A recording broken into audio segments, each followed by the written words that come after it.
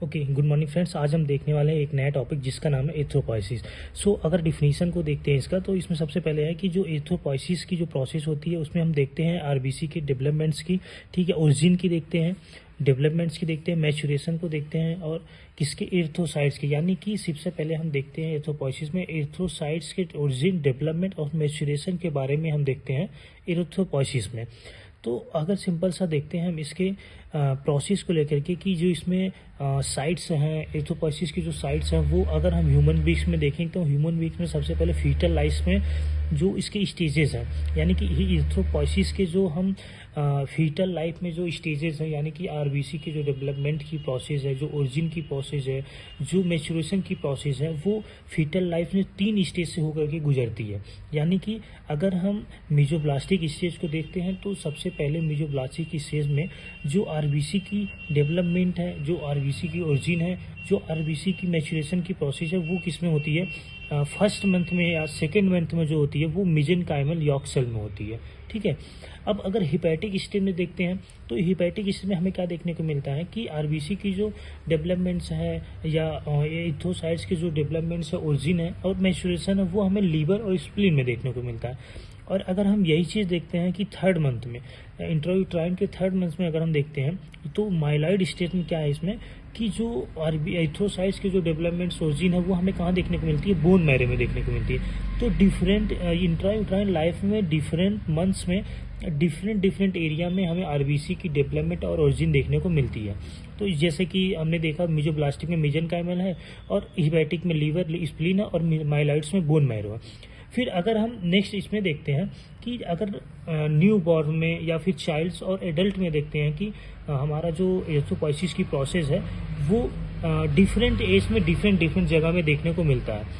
अगर हम up to the, यानी कि बेबी के बर्थ होने के बाद से लेकर के 20 ईयर तक देखेंगे तो हमें कहाँ पे देखने को, लॉन्ग बोन्स में हमें एरिथ्रोपॉयसिस की प्रोसेस देखने को मिलेगी और फ्लैट बोन में देखने को मिलेगी। अब वही चीज़ अगर हम देखते हैं कि 20 ईयर के बाद में अगर हम देखेंगे कि एरिथ्रोपॉयसिस की प्रोसेस जो डेवलपमेंट होती है वो हमें मेम्ब्रेनस बोन्स में देखने को मिलेगी, जैसे कि वर्टिब्रा हो गया, स्टर्नम हो गया, रिब्स हो गया। तो इन सब एरिया में हमें आरबीसी की डेवलपमेंट्स और ओरिजिन देखने को मिलेगा, ठीक है। फिर अगर हम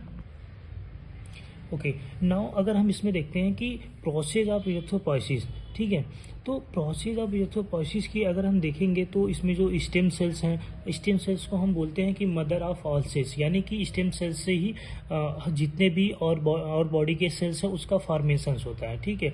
अब स्टेम सेल्स से ही हर सेल्स का फॉर्मेशन होता है, इसे मदर सेल्स बोलते हैं। तो फिर जो इसका जो टाइप्स हैं या बोल सकते हैं स्टेम सेल्स के जो टाइप्स हैं वो 2 हैं, एक अनकमिटेड प्लूरिपोटेंट स्टेम सेल्स हैं और एक कमिटेड प्लूरिपोटेंट स्टेम सेल्स हैं। यानी स्टेम सेल्स को 2 भागों में डिवाइड किया गया है। सबसे पहले क्या है, अनकमिटेड, दूसरा कमिटेड है। फिर अगर हम देखते हैं कि कमिटेड की जो टाइप्स हैं वो 2 हैं, लिम्फॉइड है और कॉलोनी फॉर्मिंग ब्लास्टोसिस है। अब अगर इस चीज़ को हम डायग्राम के माध्यम से देखते हैं तो इसमें हमें डायग्राम, ठीक है, अगर हम इसको डायग्राम से देखते हैं तो इसमें सबसे पहले क्या है हमारा uncommitted pluripotent haemopoietic stem cells, ठीक है। अब इससे क्या हुआ, कन्वर्ट हुआ committed pluripotent haemopoietic stem cells है। अब जो कमिटेड हीमोपोएटिक सेल्स हैं वो 2 पार्ट में डिवाइड हो गए। पहला क्या, लिम्फॉइड स्टेम सेल्स, दूसरा क्या, कॉलोनी फॉर्मिंग ब्लास्टोसिस, ठीक है। अब जो लिम्फॉइड स्टेम सेल्स है वो क्या बनाता है, वो लिम्फोसाइट बनाता है। और फिर जो कॉलोनी फॉर्मिंग ब्लास्टोसिस है वो 3 पार्ट में डिवाइड हो गया। पहला क्या, कॉलोनी फॉर्मिंग ई, कॉलोनी फॉर्मिंग एम, जीएम, जिसमें ग्रैनुलोसाइट या मोनोसाइट्स हो गए, और इसमें क्या है लास्ट में है कॉलोनी फॉर्मिंग यूनिट एम, ठीक है, मेगा कैरियोसाइट बनाता है, मेगा कैरियोसाइट से प्लेस्टिन। सो नाउ अगर हम इसका देखते हैं कॉलोनी फार्मिंग यूनिट ई से हमें इससे क्या बनता है, या इससे जो प्रोसेस मैच्योर होती है वो क्या होती है, रेड ब्लड सेल्स बनता है। यानी कॉलोनी फार्मिंग यूनिट ई है वो क्या बनाती है, रेड ब्लड सेल्स बनाती है। अब जो colony farming unit GM granulocyte या मोनोसाइट जो है वो क्या बनाती है, ग्रैनुलोसाइट, ठीक है। अब ग्रैनुलोसाइट्स को जो है 3 पार्ट्स में, यानी कि जो ग्रैनुलोसाइट्स है वो 3 चीज़ें बनाती हैं। सबसे पहले क्या, न्यूट्रोफिल्स बनाती हैं, बेसोफिल्स बनाती है, स्नोफिल्स बनाती हैं, ओके। नाउ फिर इसमें जो नेक्स्ट पार्ट है वो एम है। एम मीन्स क्या है कि ये जो ग्रैनुलोसाइट या कॉलोनी फॉर्मिंग यूनिट जीएम है वो मोनोसाइट भी बनाती हैं, जो कि एक डब्ल्यूबीसी के सब टाइप्स हैं इसमें। और नेक्स्ट है इसमें क्या है, कॉलोनी फार्मिंग यूनिट एम। सो एम से क्या बनाता है, मेगा कैरियोसाइट। मेगा कैरियोसाइट्स में सबसे पहले पी है, पी मतलब क्या, platelets. Okay, now let us see the इसके क्या है कि चेंजेस क्या है या फिर स्टेजेस के बारे में हम देखते हैं। ओके, नाउ लेट अस सी कि जो प्लूरीपोटेंट हीमोपोएटिक स्टेम सेल्स हैं उसके स्टेज को लेकर के देखते हैं। तो सबसे पहले इसमें जो स्टेज हैं वो कॉलोनी फार्मिंग ब्लास्टोसिट्स हैं, ठीक है। अब जो कॉलोनी फार्मिंग ब्लास्टोसाइट्स हैं उसमें हम क्या देखते हैं कि जो कॉलोनी फार्मिंग यूनिट ई है, ठीक है। अब जो कॉलोनी फार्मिंग यूनिट ई है वो क्या बनाती है, वो सबसे पहले बनाती है हमारा प्रो इरेथ्रोसाइट्स, ठीक है। अब जो प्रो इरेथ्रोसाइट्स होते हैं वो क्या करते हैं, ये प्रो इरेथ्रोसाइट सबसे पहला स्टेज है, ठीक है।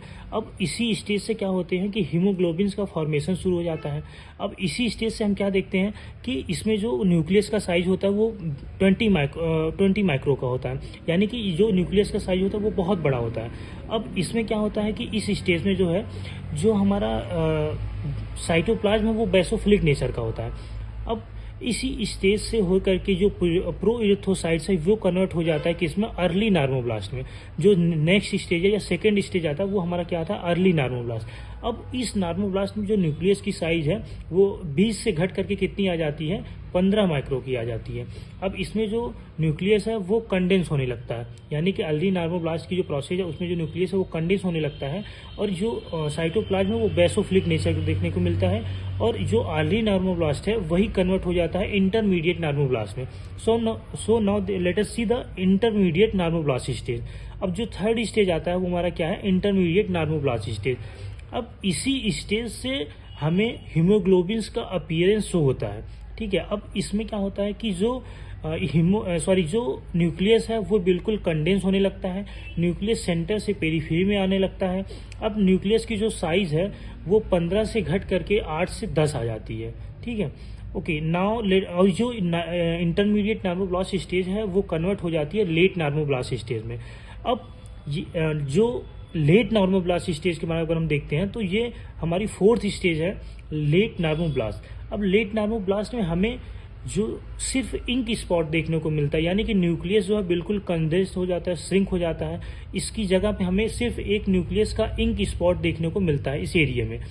और ये जो इसमें होता है कि हम बोल सकते हैं लेट नार्मोब्लास्ट में जो न्यूक्लियस होता है वो एसिडिक नेचर में होता है। तो एसिडिक नेचर में होता है, सिर्फ लेट नार्मोब्लास्ट में ही हमें जो साइटोप्लाज्म है वो हमें सिर्फ एसिडिक नेचर में देखने को मिलता है।